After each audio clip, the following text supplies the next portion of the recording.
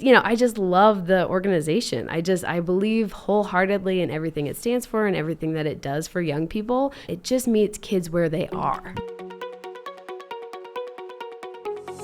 Here we go. It's time again, everyone. It's time for another episode of the Ramos Law Difference Makers podcast, where we talk to people making a difference. And I, your host, Dr. Jim Hoven, get the chance to do that. And so I have met more cool people doing more amazing things. And if you've been on this journey with us for any amount of time over the last 150, 160, 170 episodes, whatever it's been, you know that that is true. And today we have another incredible guest with us. We have someone who is supporting children in a very unique and time-honored way through her work in the Boys and Girls Clubs in Colorado.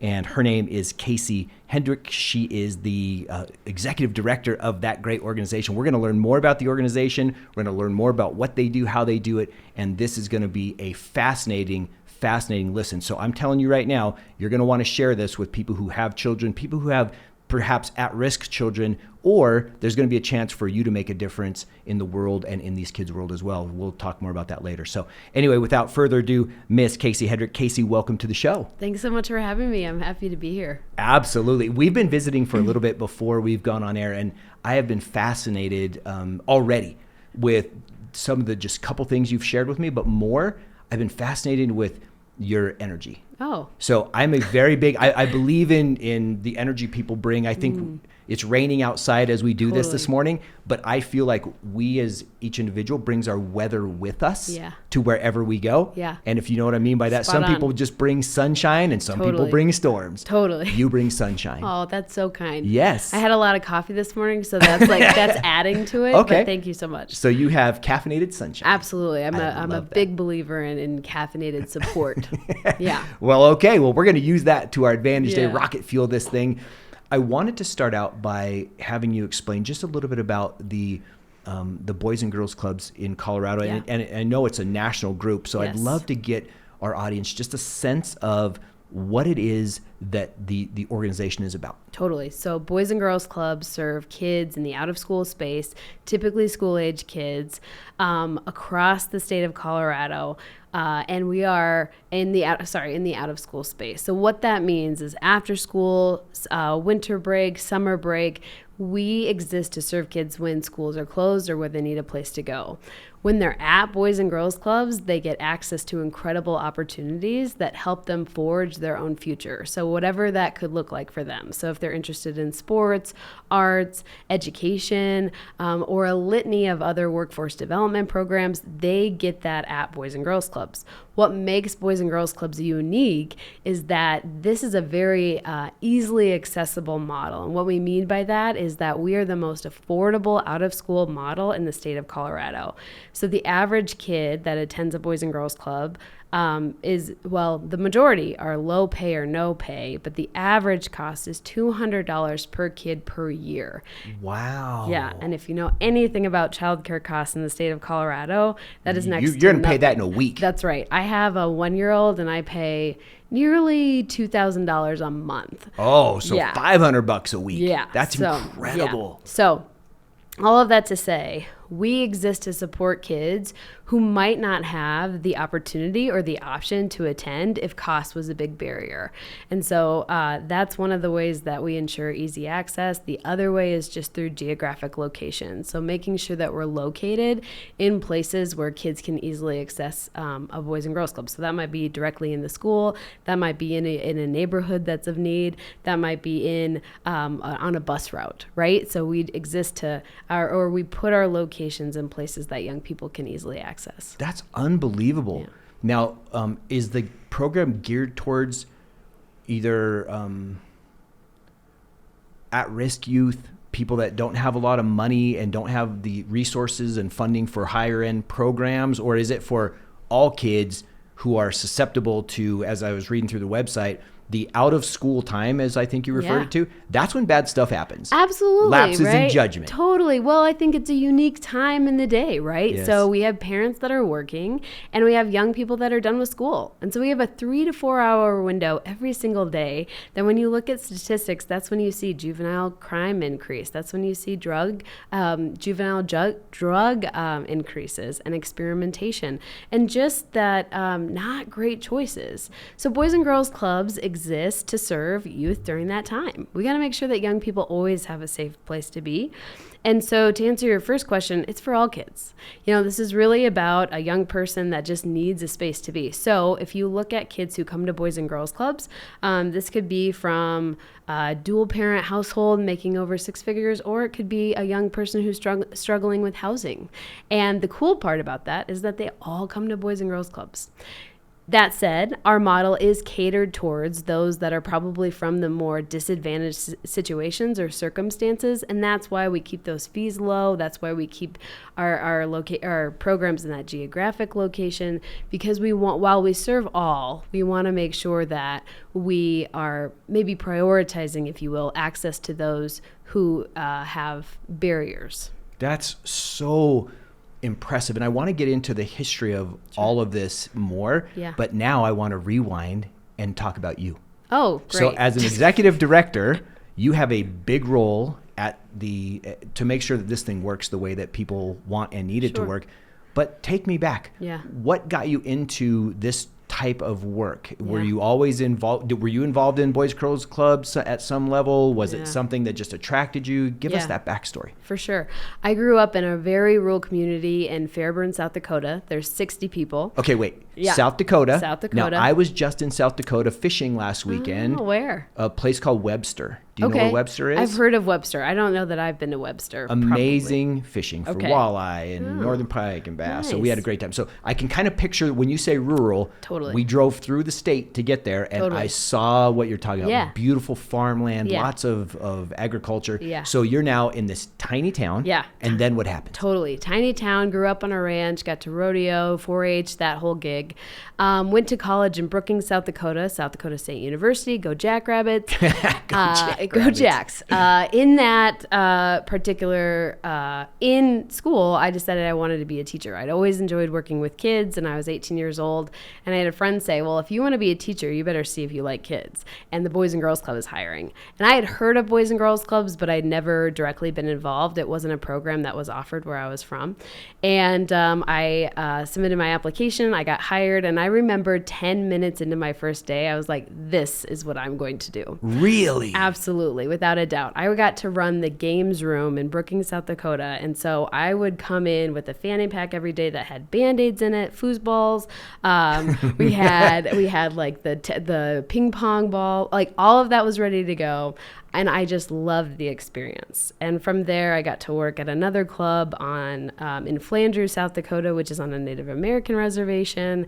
I got to work as the club director once I graduated from college.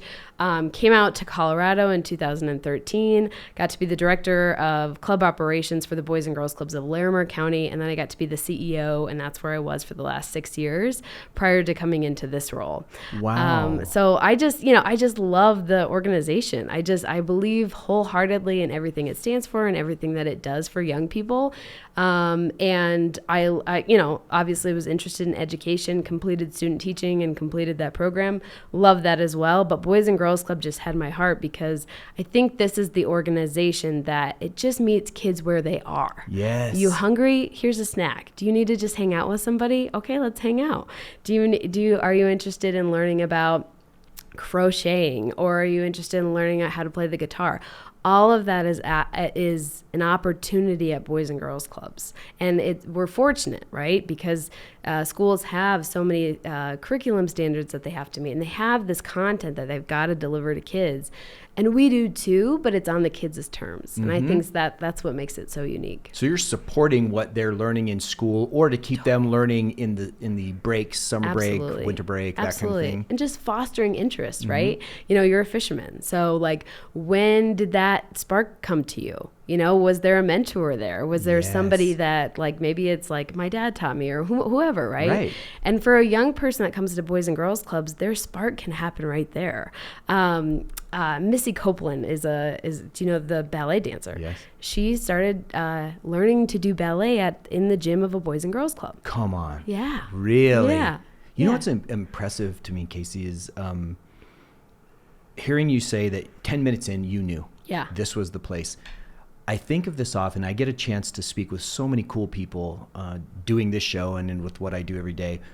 And if I dig deep enough, I can almost always find what I call a seminal moment, which means you happen to be there, you're open, and something strikes you that said, my life is going to go this direction. It doesn't always mean that that's the end of the line, but we have a handful of those along the way. I know that I had one in my profession, and you know, when I decided to go to chiropractic school, how that all happened. There's a moment that made me go, wow, that I can take it back to. So to hear you say you had that, and then when you talk about these people that come in, you're offering them a chance for these rare but incredibly important seminal moments. And do you see that a lot where people come in as children and all of a sudden they find something, whether it's that relationship of a mentor that they might need, or learning guitar and becoming a rock star? Do you see that? Absolutely. I mean, that's the beauty. When you work with kids, you get to see that almost on a daily basis. And it might not lead to this, you know, I'm now a new pop star, but it could lead to, I gained a new skill, and that skill brought me to this skill, and that skill introduced me to my best friend, you know, and so good. It just, it evolves like that. And I think what's so cool about this too is that when we bring folks who might be interested in making a donation or volunteering or to learn more about the clubs, right? You bring them in and they start to see this too. They start to like have that memory spark, right? Of when they were a child and somebody believed in them or encouraged them or showed them something new. And so it's just kind of like we all can relate to this, right? We all were kids at one point, or we have kids. And so I think that's what's really interesting about, like, everybody can understand the methodology, the model behind Boys and Girls Clubs, and why it's so important. You are dead on with that. I did just a little bit of backstory stuff on the research of the club originating. And I wrote down that it started in where did I see that? Like in Colorado, it was 1888, but it was earlier than that in Connecticut, right? Is where it started. In Hartford, Connecticut. If I remember right, it was a group of ladies that were seeing young men run around the streets after school and thinking, we got to give them an alternative. And everything sprung from their caring hearts. Can you fill in any more context to that? Because that's all it said on the website. But I know that there's got to be richness to absolutely. That. I mean, you think about this, and this was the time, I think, in U.S. history that it was after school, certainly, but it was also around the time that child labor laws were changing. Because 1860, I just found it. Hartford, 1860. So you had this abundance of young people, young men, that were maybe not making great decisions, right? That they needed something to do. And so you had, I think they were teachers, these two either retired or active teachers saying, let's pull them inside, let's give them something to do, let's do some homework, let's do some recreational programming, let's do some skill building. And that model started there, and then it evolved. It evolved quickly on the East Coast. And they were called boys clubs. I think that's the other thing. These were boys clubs. This wasn't necessarily for girls. And so it evolved on the East Coast. It kind of made its way west and primarily existed in more urban communities. Fast forward until about 1990, the national organization said this is going to be boys and girls clubs. So good. Right. And many other local organizations, I should say, had already adopted that. But what's unique about Boys and Girls Clubs, the national model, if you will, is that it's a federated model. It's not a franchise. And so what that means is every Boys and Girls Club organization has certain membership standards that they adhere to, but then they get to really make local governance decisions. They have local board of directors. They have their own bylaws. We have shared, safety requirements and shared branding requirements, but ultimately, this federated model allows local organizations to make decisions to best serve kids in their communities. And as you can imagine, the needs for young people, even across the state of Colorado, vary drastically. Yes. Right? And so if you have a dedicated local board of directors and dedicated staff members that can say, okay, in our community, we have a vaping issue. We're going to have to put some programming around vaping prevention. That's what's really cool about it, that it's not necessarily a one size fits all. Yeah. It's a model that is catered to your community and your child's needs. And how do they go about searching it? Because I love what you just said, like from federally, if wherever the federal model is, there can maybe be a foundation, Sure. like you say, for is it for education or Yep. for leadership or Yep. for economics? What is it? Yeah. But knowing what your community needs are, Yeah. is there a specific pathway that people take to identify the highest needs in any given area surrounding a Boys and Girls Club? Yeah, I think it's multifactorial, right? I think first, Boys and Girls Clubs serve kids. So our kids are telling us, right? So we are serving thousands of kids every single day, and those young people are coming with them, like you said, with the weather that they experienced, right? And so we're listening to them, and they're telling us stories of what happened at school or maybe what's going on at home. That absolutely informs our programming model, right? So we start there. I think the second part of that is that clubs are great partners. So we're partnered with local school districts. We're partnered with the police department. We're partnered with our health departments. We do that so that we start to glean, what are themes? What are we hearing from the community? What are we seeing? What are our kids telling us? What are we seeing? What are our partners saying? That starts to really inform what the program model looks like. Okay. And funding, it can't be cheap, and you have such a reasonable payment structure Totally. of a couple $100 a year on average, but Totally. everyone's welcome. How do you guys keep all this running? Is there grant money that comes in along with donations, or what's the funding process? Yeah, absolutely. So you're spot on. The cost to run clubs across the state of Colorado is about $38 million a year. Wow. Yeah. So the cost, staggering. Yes. So it's quite a bit. Now, the membership fee that we talked about, that $200 per child per year on average, with the majority of families paying low or nothing, accounts for less than 1% of that. So you're spot on. We fundraise. We fundraise through individual and corporate giving. We fundraise through seeking out grants, both publicly and privately funded grants. We fundraise through government avenues that we can. We really are just, we're a big fundraising entity through all of those different ways so that we can continue to serve kids.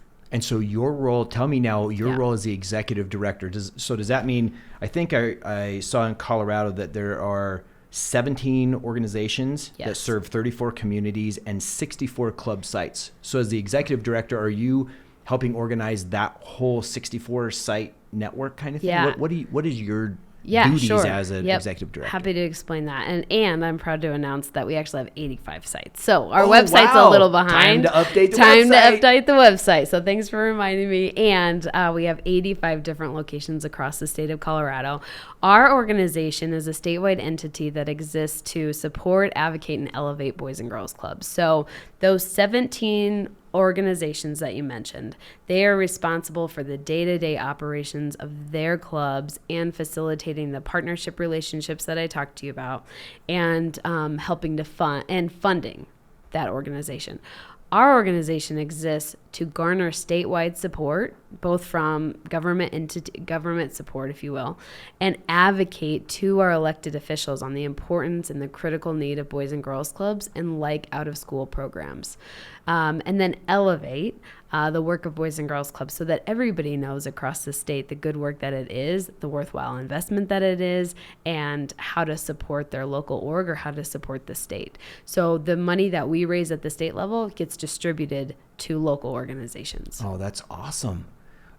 I was looking through the programs, and I was impressed by the variety. I had no idea because I've never really dove into what Boys and Girls Clubs are. To me, they had a very specific purpose, which was a place for after school time, summertime, where people could come together, be safe, and also learn things. But I had no idea of the intricate structure of what you guys have created. And I want to talk about some of those things. First of all, as I was, and again, I don't know if the website still is accurate in this way. We're working on a rebuild, but it talks about by far the majority of students or young kids coming in are between 5 and 10 to 12. Yeah, sure. And then after that, it goes down in percentage wise, but you serve 18 with 1% being even over 18. when you guys are creating models, are they based around those percentages? And do you have the kids mixed in ages where the older ones can kind of help the younger ones along? Or is it like we want to stay age specific to really hone in on what those kids need? Yeah, it's both, right? So it's age appropriate programming for kids that are, you're right, we serve about 5 years old to 18 years old. And so we have age specific programs that are tailored to those age groups. We also have opportunities for integration where we do have older youth mentoring younger youth. That might be through our junior staff program, in which some of the workforce age ready young people can actually be employees of Boys and Girls Clubs, which is really cool when you think about skill building, right? So cool. Yeah. The second component to that is just what you mentioned before, which is that mentorship, right? So it's if you have a 6-year-old or a 7-year-old who's learning how to read, and you've got a 13, 14-year-old that can help them flex that muscle and build that skill, that's a really great opportunity, right? And that 16, 17-year-old gets this really cool skill as well. So we have, so to answer your question, it's both. It's age appropriate programming, and it's this intentional integration in which both age groups are seeing the benefit of it. I love that very much. Now let's talk about the people that come in. So you work with folks at the state level, and to get the connection between state and local officials, government personalities and entities to come back in.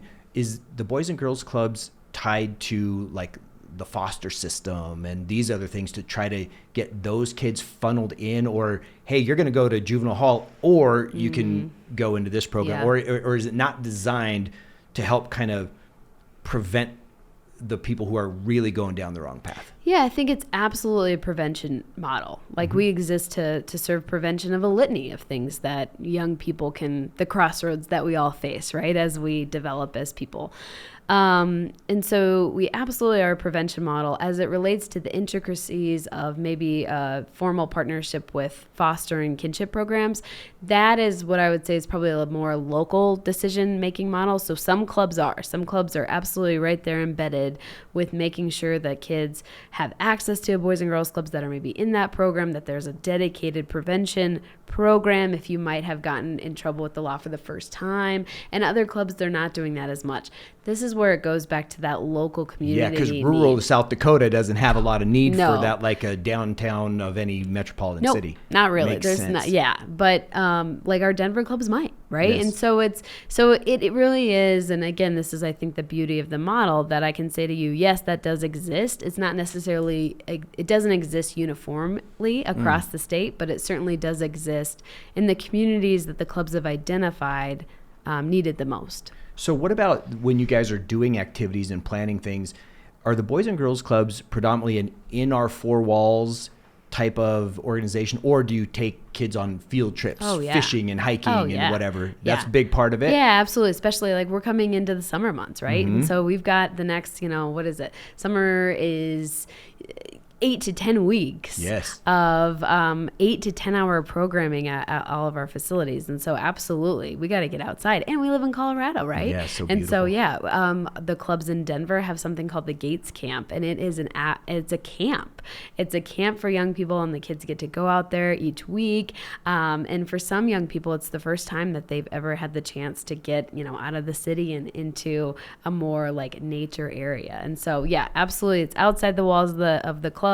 It's partnering with other organizations. I know like in Wellington, when I was the CEO for the clubs in Larimer County, we had a program called Got What It Takes. And we partnered with the town of Wellington, and kids they actually got a stipend for doing community service work. Oh, and wow. so the kids got to choose the community service project. So it was like helping with dog grooming and walking dogs, and it was planting flowers at the library, and it was trash pickup.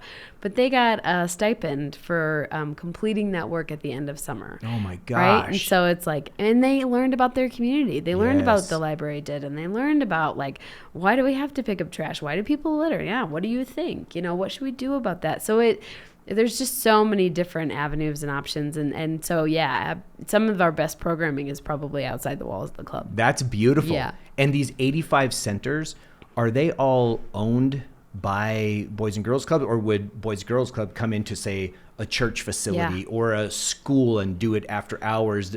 how does the real estate work? Totally. And so, again, we are, this is the beauty, is that we're very adaptable. We have models that can be adaptive. So some of our facilities are standalone centers that Boys and Girls Clubs have built, or they own, or they rent. Others are school-based. So we actually have our programs embedded into the school. Others are maybe located in like a housing area or a neighborhood area that needs something like a church, right? It might be a facility that somebody else owns, but we occupy. And then other programs are more like drop-in. So we might provide like recreation time at this housing authority one afternoon, right? And then like we come back every Friday or whatever the case may be. But to answer your question, the majority of our clubs are place-based that are owned or operated, or owned or leased by the Boys and Girls Club.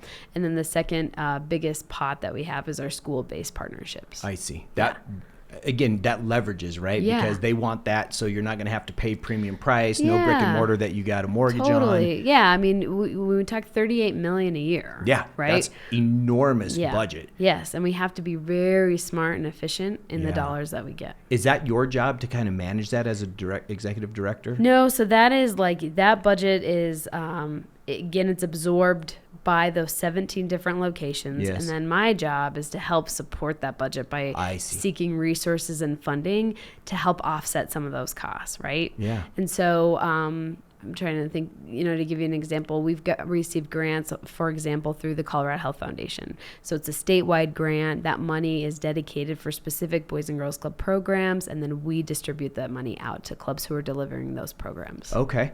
And when it comes to the programs going throughout the system, is there any consistency of standards that has to be upheld for programs to maintain certification or any of that kind of stuff, so that people know, man, they all have a level of safety and absolutely. all that kind of stuff? So the foundation, the bedrock of everything that we do is safety. That comes from our national office. That's a statewide requirement. That's local orgs leading it.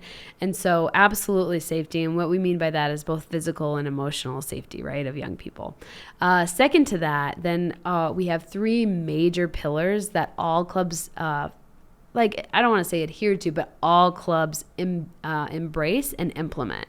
Those three pillars are academics, is character and leadership, and then health and life skills. And so those are the pillars, those are the themes, if you will, or the big categories of themes. And then all of our programs and activities fall within that. I see. And I wrote those down. Looking at these, I want to talk about a few of these programs. And before that, I think it really bears stating that there's an underlying 4 principles that will support all these programs. From what I found, here's what it says, is that the programs are designed to create, 1, a sense of competence, which we all need, right? Yeah. All of us need that. 2, power to influence decisions. Sure. And our life is all nothing but the questions we ask and the decisions we make. 3 is usefulness. How useful is the program, I'm assuming, in the lives of the users. And 4 is a sense of belonging. Yeah. And we all need that, right? I mean, we're all looking for that. And so to know that that's the creative juice behind the programs, anyone listening or watching should go, wow. It's not just, like you said, there's a vaping problem. Well, you know what? If there's a vaping problem, it still falls into the power of decisions in this case and all that kind of stuff.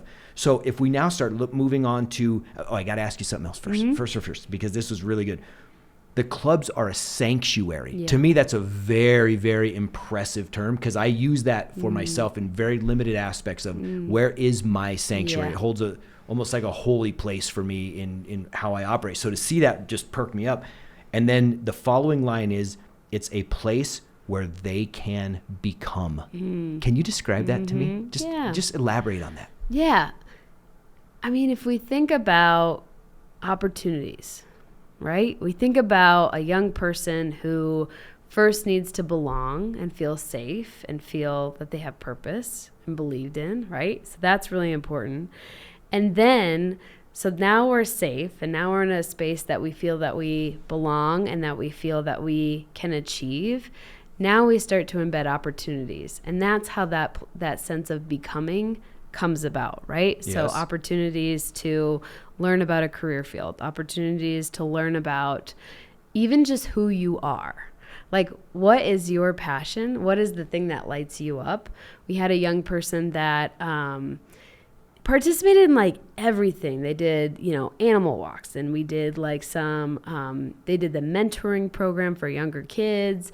And then we asked them to reflect on that. And it was a workforce development program. So they're learning all about these different attributes. Her reflection was, I like helping people. I want to help people. And that was a really cool moment to hear a young person say, like, I don't know specifically how that will land, but I know that I'm called to help. Do you know about how old she was? You remember? She was 12. 12. Yeah. Seminal moment. Yeah, totally. She's probably 15 now. I'd be interested to know what's happening now. But all of that to say that that's a really cool moment to become something. Yes. I'm going to become somebody who helps others. Yes. That's cool. And what about the parents? Are the parents, is there a thing where the parents are part of the support system in Boys and Girls Clubs? Yeah, so there's different parent engagement opportunities. Again, this is like it is attacked or embellished differently at different clubs. But there are opportunities for parents to give feedback, to volunteer, to be a part of that program curriculum that we talked about, to make sure that it's reflective of the needs of young people. And I know a lot of our clubs just do engagement opportunities to build community, right? So we have family nights, we have pizza nights, we have back to school nights. We used to have report card parties at the club so families could come in and celebrate young people as they've made their milestone from like quarter 1, quarter 2, or semester 1 to semester 2.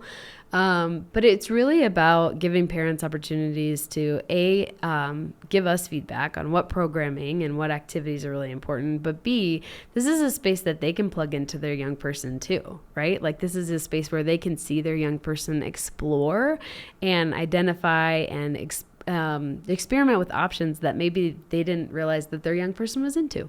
That's great. Yeah. And I'm sure the parents are like, the light bulbs go on for them too. Oh, for sure. Right? Yeah. We had a fishing derby once. It wasn't put on by us, but we got to bring kids, and it was a parent and youth fishing derby. Okay. But just to see, I realize this now as a new parent that this parent game is a lot of juggling logistics of your needs, right? You got to get to work, you got to get groceries, you got to do food, right?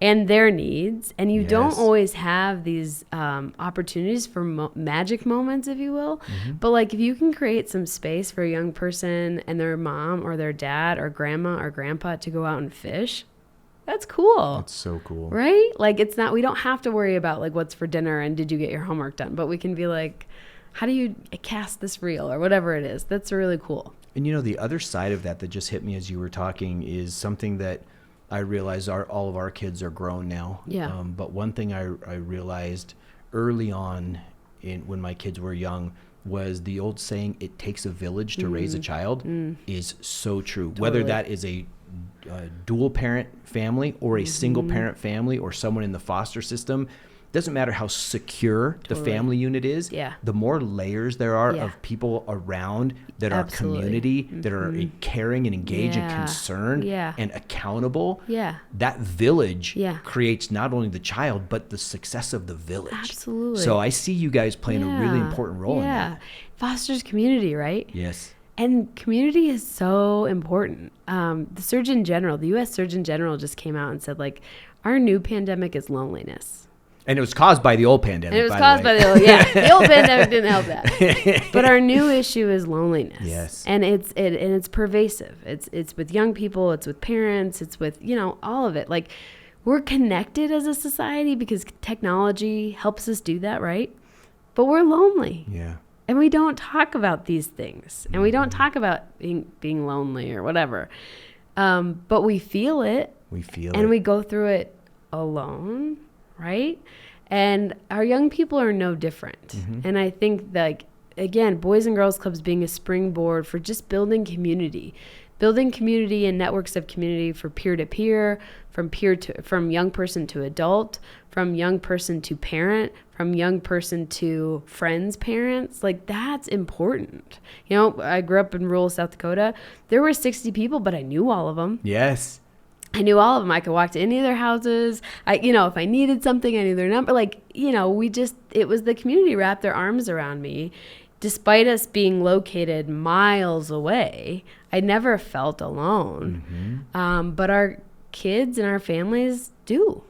Are there resources within Boys and Girls Clubs if a child is identified as having potential stress/mental health issues? Yeah. Is that a part of what the Yes. club does? Is some sort of counseling Yes. or sending out or something? Yep, absolutely. So this is something that I'm so proud that our organizations, especially in Colorado, have been leading the nation, I think, in embedding mental health supports into clubs. And so they've done that in a couple of different ways. Some of our clubs have licensed clinical social workers embedded right into that space. Other clubs have social and emotional support coordinators. Other clubs have partnerships with community resources that could get families and youth access to counseling or mental health support. But all of our sites are doing some level of that, and it is because of this need that we've seen. Yes. But again, what's so important to remember about this is that this is coming to young people at no financial burden. It's so huge. It's huge. And I think, did I see the number right that 40,000 members? Yeah, about 45,000 young people we serve every single year. Every year. Yeah. Is there a cap where we're full, we can't take you in this club? Or yeah, that happens, right? It does? That happens in certain communities where the club is so big and we can't get any more in, or much like this won't surprise you, but staffing shortages. Yes. We'd love to take you, but we don't have enough staff to serve you, right? All of our organizations and their communities are uniquely putting in strategies to address this, because we don't believe in turning young people away. We believe that we exist to serve. And so every community has to tackle that challenge a little bit different. And again, this is why the statewide organization is so important, is that we go out and seek funding for increased capacity. And then deliver that funding out to those clubs so that they're not turning kids away. That's such critical work. Yeah. Because, anyone watching and listening, they can feel your passion, your expertise in this. And I know, just like me, they're seeing the value.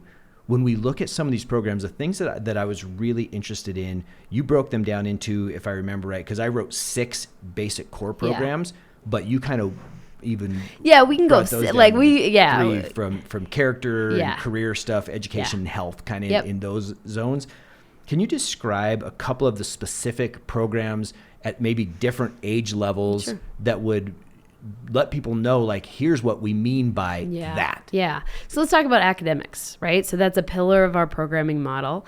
Academics shows up differently depending on what age you're at, right? Yes. And so for our youngest kids, let's say early elementary school, this might be just skill building. So we're going to practice sight words at the club. We're going to do some reading together. We're going into the summer months, so we've got reading challenges that are going around the state for young people to be engaged in that. We start to look academically at middle school. We might be starting to talk about career development. So we might be starting to talk about, homework help, let's get your homework done. But the second to that is, like, what are you interested in school? What are the subjects that you're really fascinated by? And can we show you a pathway of what a career that could lead you to, right? And then from an academic standpoint, we can look at, like, our high school groups. Okay, are you prepped for ACT, SAT? Do you have a resume ready to go? Have you got some workforce development skills? Again, always starting with homework, right? Well, we got to start with homework, and then turn in your assignments. Get your assignments in. And are there embedded through middle school and high school? Are there tutoring? Do you need some help? Is there a subject that's just hard? Like mine was math. Like, I'm gonna need some extra math help. Me so we'll too. try to connect them with the support staff that can help them with that particular Would that subject. be a volunteer in the club, or going back to the school and saying, hey, we identified that Tom needs help? Could be both. Okay. Right? Could be both. I know, like, in Larimer County, we have an amazing partnership with Colorado State University. So they'll send interns and practicums specifically to clubs that get partnered with kids to work on whatever homework or whatever subject area that they might need some additional support in. What about big brothers, big sisters compared to, like, is there a merger there? Because I know I was part of that in college, and it was a different named organization, but it was the same thing where, a young guy, I'm a young college guy. This is a young elementary school guy. And I would take him to CSU football games and would hang out with him. He was a single mom, from her family.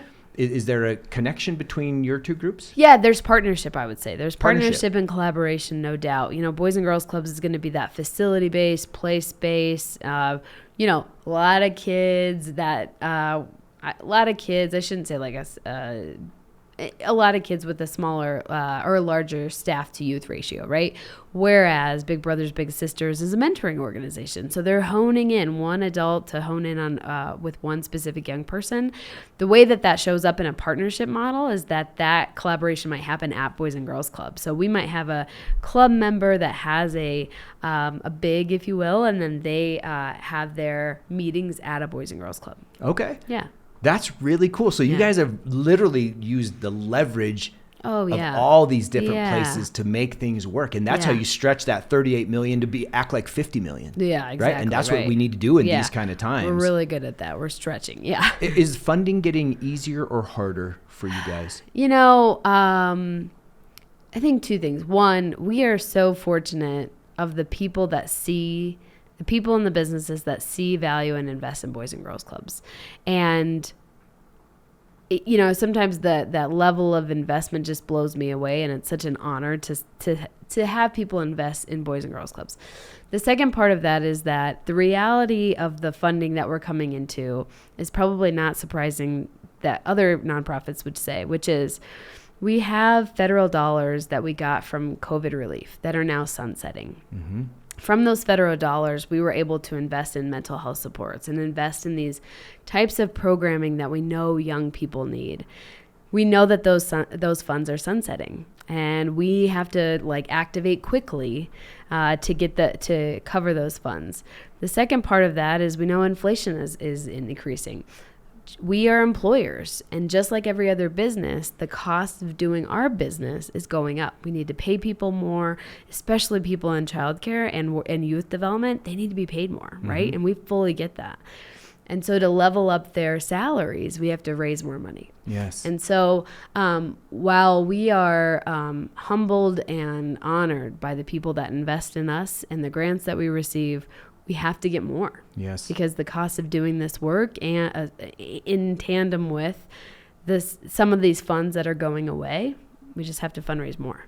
What are if you can think of the top 2 or 3 biggest needs from your perspective that you guys as a group have? Because here's what I know.